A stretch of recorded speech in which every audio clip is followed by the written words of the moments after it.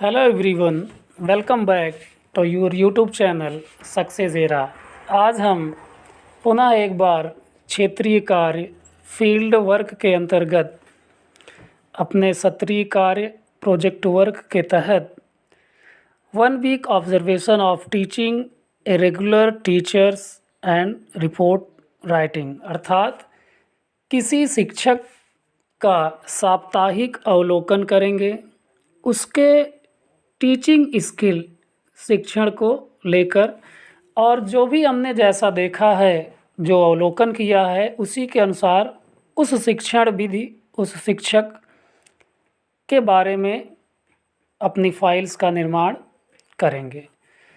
तो सर्वप्रथम हमें जिस भी विद्यालय में हम गए हैं शिक्षक का अवलोकन करने के लिए, उसके बारे में हमें लिखना चाहिए और हेडिंग होगी फर्स्ट डे अर्थात प्रथम दिन का अवलोकन बिंदु, जिसमें सबसे पहले हमें विद्यालय का नाम उल्लेख करना चाहिए। जिस भी विद्यालय में हम अवलोकन करने गए हैं उसका पता क्या है विद्यालय का।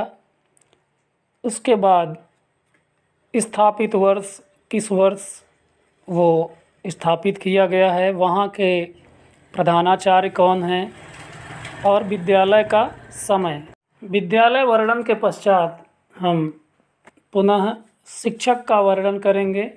जिस भी शिक्षक का अवलोकन करने चल रहे हैं तो उस शिक्षक का नाम, शिक्षक का लिंग, मेल फीमेल, आयु, शिक्षक को शिक्षण कार्य का अनुभव अर्थात कितने वर्षों तक उसने शिक्षण का कार्य किया है, कितने वर्ष से पढ़ा रहे हैं, शिक्षण विषय। आप उस शिक्षक का चयन कर सकते हैं जिस विषय में आपकी रुचि हो, गणित के, हिंदी के, सामाजिक विज्ञान, अंग्रेजी, कोई भी विषयगत शिक्षक हो, उस शिक्षण विषय का आप उल्लेख करेंगे। तत्पश्चात आप चाहें तो एक आभार पत्र लिख सकते हैं उस विद्यालय के संदर्भ में, जिसने कि आपको 1 सप्ताह तक अवलोकन करने का अवसर प्रदान किया।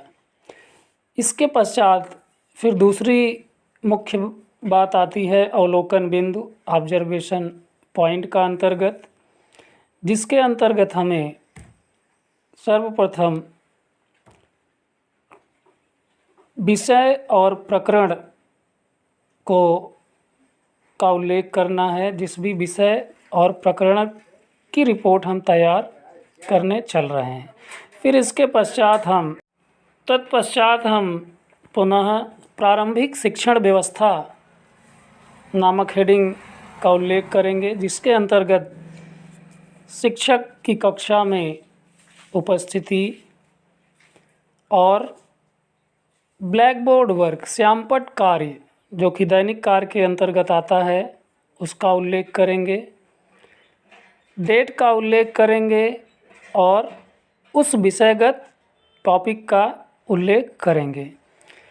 उसके बाद श्यामपट्ट कार्य के बाद हम प्रारंभिक प्रस्तुतिकरण पर आते हैं, जिसमें सर्वप्रथम ये देखा जाता है कि शिक्षक द्वारा छात्र से कुछ प्रस्तावना के प्रश्न पूछे जाते हैं जो उस दिन टॉपिक पढ़ाना है। इस प्रस्तावना के प्रश्न के अंतर्गत शिक्षक छात्र के पूर्व ज्ञान को ध्यान में रखते हुए नवीन ज्ञान प्रदान करता है। अर्थात प्रस्तावना प्रश्न से हमें छात्र के विषयगत ज्ञान का अवबोध होता है। फिर हम दर्शाते हैं कि जो भी शिक्षण कार्य हो रहा है उस शिक्षण कार्य का उद्देश्य क्या है, टॉपिक के अनुसार। अर्थात शिक्षक छात्र को जिस विषय में पढ़ाना चाहता है, बताना चाहता है, अध्ययन कराना है, उस टॉपिक को, उस विषय को पढ़ाने का उद्देश्य क्या होना चाहिए। इसके बाद आता है शिक्षण विधि का प्रयोग, नामक हेडिंग कि शिक्षक द्वारा किस शिक्षण विधि का प्रयोग किया गया है। जैसे यदि भाषा का शिक्षक है तो सर्वप्रथम वाचन किया जाता है, और सामाजिक विज्ञान आदि का शिक्षक है तो वो व्याख्यान विधि का प्रयोग करता है, आगमन निगमन विधि का प्रयोग कर सकता है। अर्थात इसमें हमें ये दर्शाना है कि शिक्षक छात्र को किस विधि से पढ़ाता है, शिक्षण की विधि कौन सी है।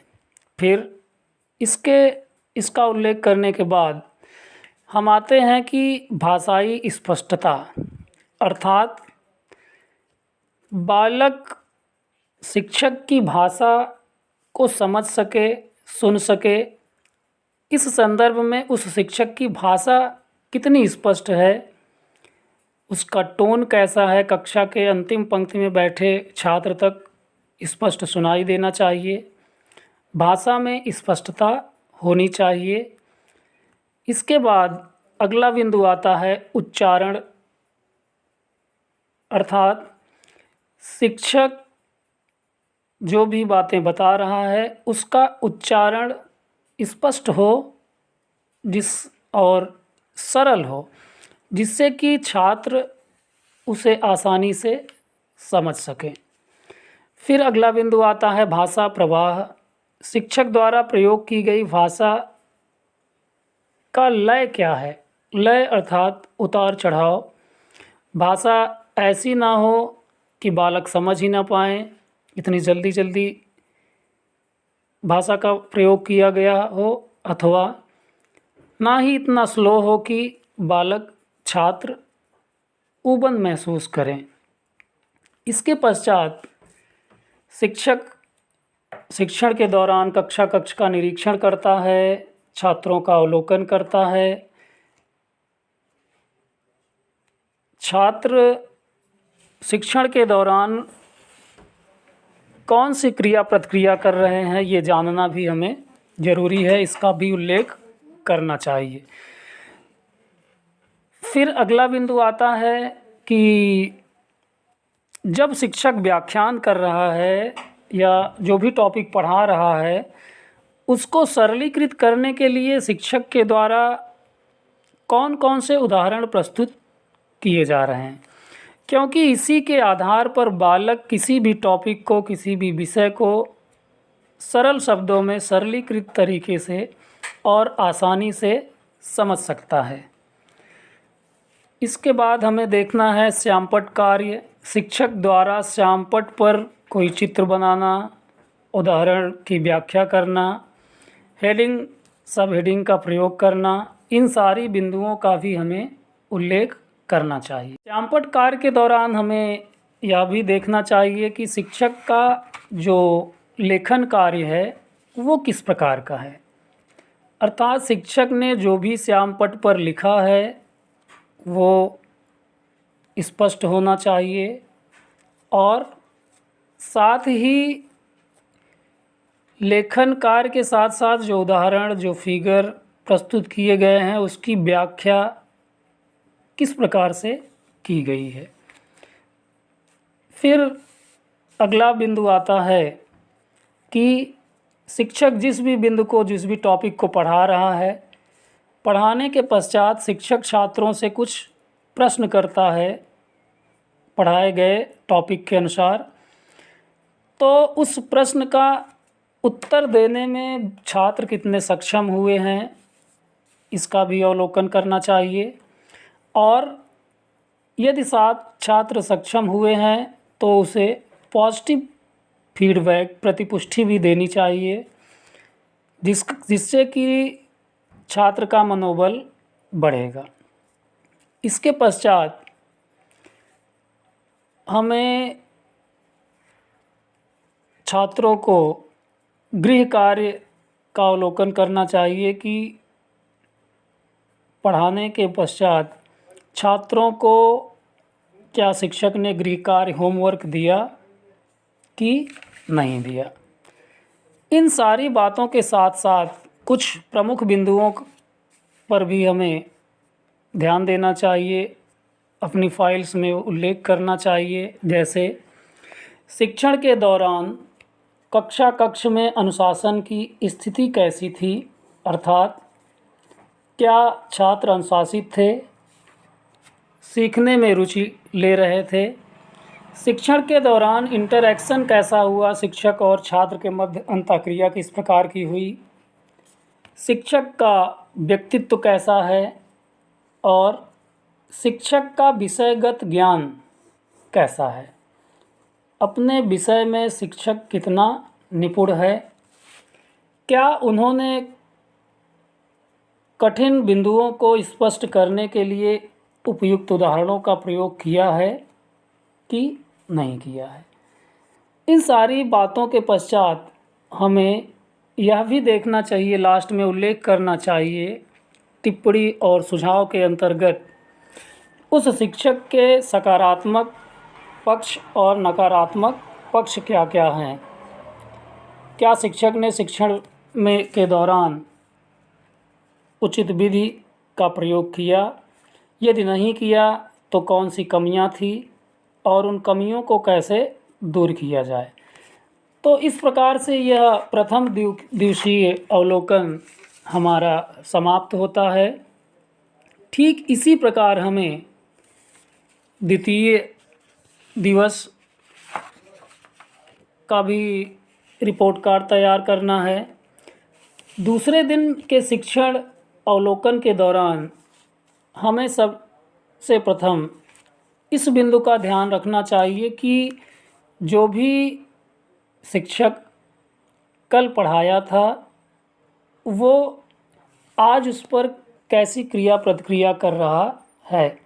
अर्थात जब शिक्षक कक्षा में आता है तो शिक्षक की पुनरावृत्ति क्रिया का अवलोकन करना प्रारंभ कर देना चाहिए। दूसरे दिन से पुनरावृत्ति क्रिया में आएगा क्या, जैसे गृह कार्य की जांच करना, गृह कार्य से संबंधित प्रश्नों को पूछना, और यदि बालक नहीं समझ पाता तो उसके पूर्व ज्ञान से पुनः नए ज्ञान की तरफ ले जाने का प्रयास करना।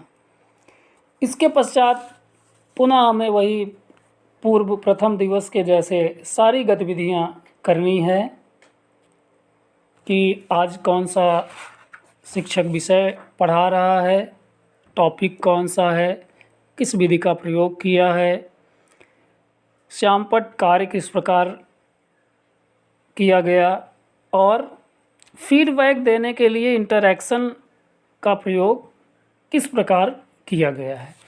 तो इन सारी बिंदुओं को ध्यान में रखते हुए हम एक सप्ताह तक शिक्षक का अवलोकन रिपोर्ट प्रस्तुत कर सकते हैं।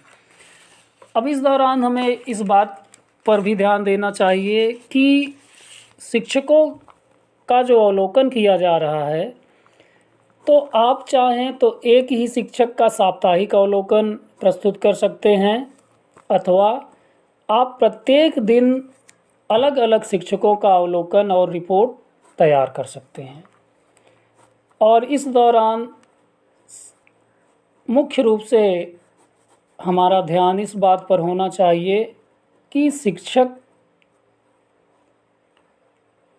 कौशल विषय, शिक्षक की कुशलता, शिक्षण के प्रति, बालक के प्रति, अनुशासन के प्रति, और यदि कोई छात्र बातों को समझ नहीं पाता तो उसके साथ उसका कैसा व्यवहार है, किस प्रकार का रिएक्शन है शिक्षक का, यदि बालक बार बार बताने पर भी प्रकरण को समझ नहीं पाता है। तो यदि इन सारी बातों को ध्यान में रखते हुए हम अपने अवलोकन बिंदुओं का उल्लेख करेंगे तो निश्चित रूप से जो भी हमारा प्रोजेक्ट वर्क, फाइल वर्क है क्षेत्रीय कार्य के अंतर्गत, वो एकदम सफल होगा और इससे हमें भी बहुत कुछ सीखने को मिलता है। अर्थात शिक्षण के नकारात्मक बिंदुओं से हमें दूर रहने में सहायता मिलेगी और जो जो शिक्षक के लिए हम सुझाव देते हैं वैसी बातों को खुद में लाने का प्रयास करना चाहिए। तो उम्मीद है कि इन बिंदुओं को ध्यान में रखते हुए यदि हम अपने प्रोजेक्ट वर्क को तैयार करते हैं तो निश्चित रूप से वह एक उपयोगी और सफल विधि होगी। धन्यवाद।